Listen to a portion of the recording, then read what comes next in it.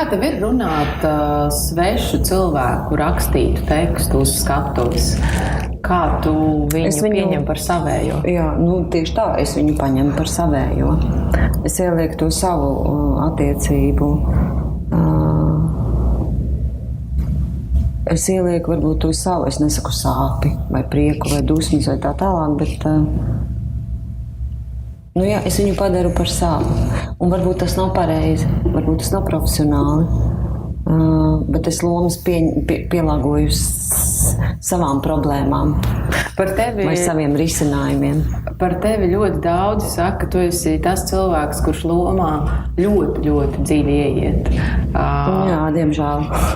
Kā tu to dari?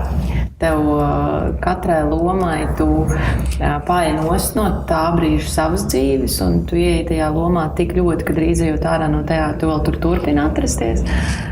Vai tu kaut kā māki arī atgriezties laikā un telpā?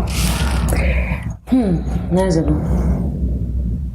Redz, ir arī, piemēram, ir tēli, kas ir vēsturiski, jā, kā pēdējie, kas bija Frīda Kahlo, kas bija Marlēna Dītriha, Elizabete Anglijas karaliene. Es zinu, ka tas ir kaut kā banāli, bet man pēc būtības man interesē tikai mīlestība, mīlestības attiecības.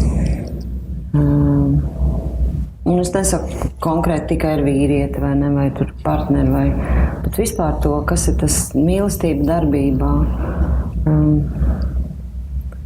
Ja, piemēram, ir reinkarnācija un ja ir kaut kāda atzimšana, tad man liekas, es esmu aizkavējusies kaut kādos viduslaikos vēl joprojām. Un kaut ko es risinu, kaut ko es turpinu risināt. Un jebkurš cilvēks vai jebkura sieviete vai jebkurš tēls, viņi arī, ko viņi dara, viņi risina